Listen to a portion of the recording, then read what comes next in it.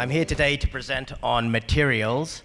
As sort of just discussed, I've been involved in the real estate market here in Kenya and East Africa for the last 10 years. And we've started to get involved into the low-income space, which is a place that we're very keen to be part of and work with the various partners there. I'll give you a little bit of background to who Pimapa Capital is, and then get more into detail with our projects and then the material that I'm going to speak to you about today. We're a private investment firm, and we deal with products including commercial paper, government treasuries, international commodities, offshore investments, and real estate. I'm really going to only speak about the real estate products that we're doing today, but we like to see ourselves as innovators of products.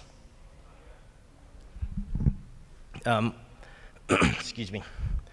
We're open to all real estate asset classes, but we are particularly preparing our own product in terms of the low-income, affordable space. And for us, that includes residential, but it also includes things like the community and the other aspects, such as the schools, clinics, commercial areas. So, you know, we definitely do not see housing as a solution in and of itself. The bracket that we are specifically targeting is that sort of upper social and lower income brackets.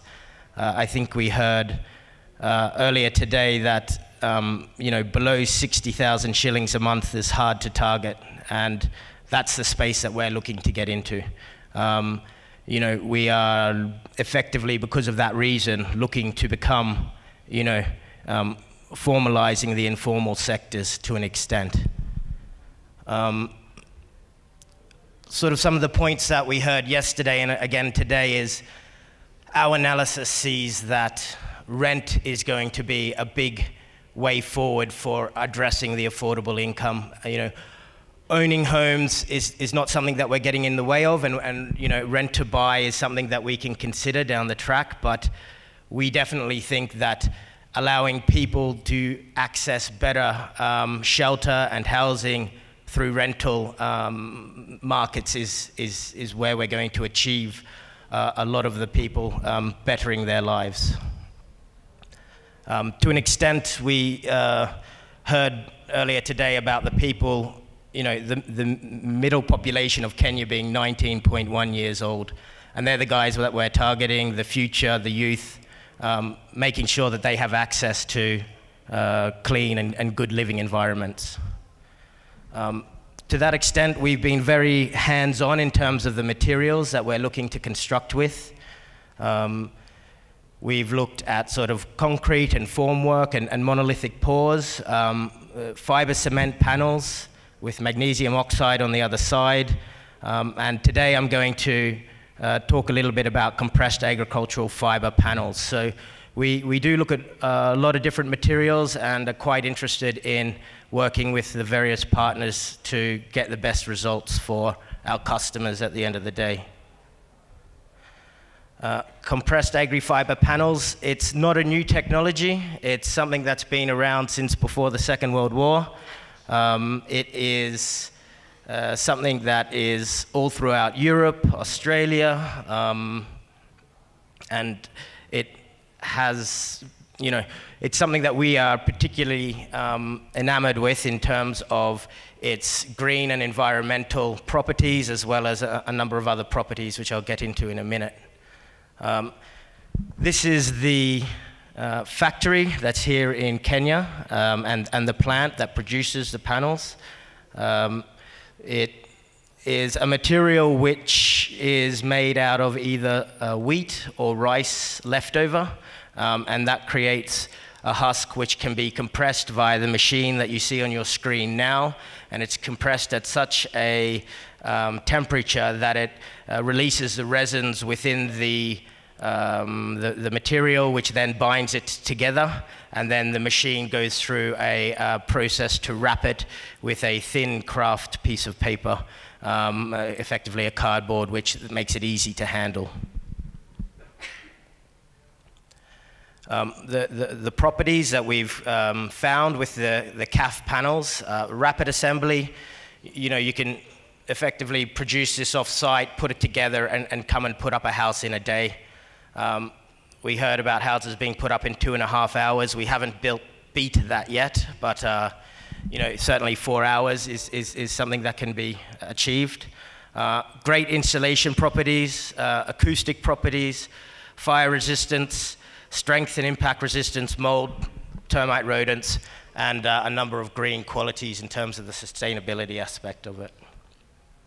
The material itself, which I have here, and feel free to come and grab me later and have a look and have a touch and feel for it. But at the moment, we have to use a frame to construct it, and that's one of the factors that we're trying to address to see how we can make that frame as efficient as possible. Then panel installation, once the frame's up, you put the panels in. Again, this can all be done off-site if needed to. And then you've got guys on site who are putting it together. You can see here, we've used a team of about 4 people to put up a house. Again, we can achieve it in a day if need be, probably with the labor that we would want to encourage in terms of the construction of our houses and our buildings. We take about a week in terms of a 4-man team to get it up. You can go through the finishing process, putting on the ceiling and the roof, and then putting in all the finishes.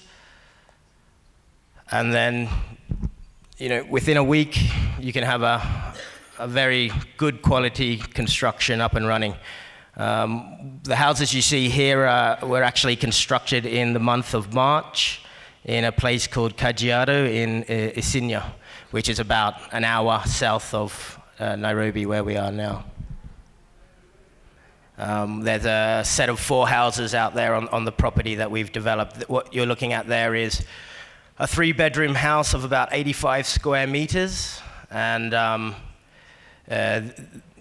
these ones were developed with our partners. We've looked at tackling the informal sector with this material. We've actually built in Kibera.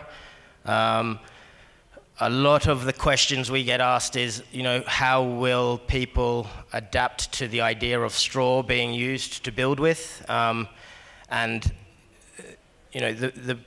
you come and feel it and touch it and understand it, you realize that actually it's a very robust material, and all the properties that I've said before, people are actually adopting it. We're coming up with our own products for investment. I've heard some discussions today and yesterday about shying away from the studio options, but again, we are tackling an investment product for the youth, and so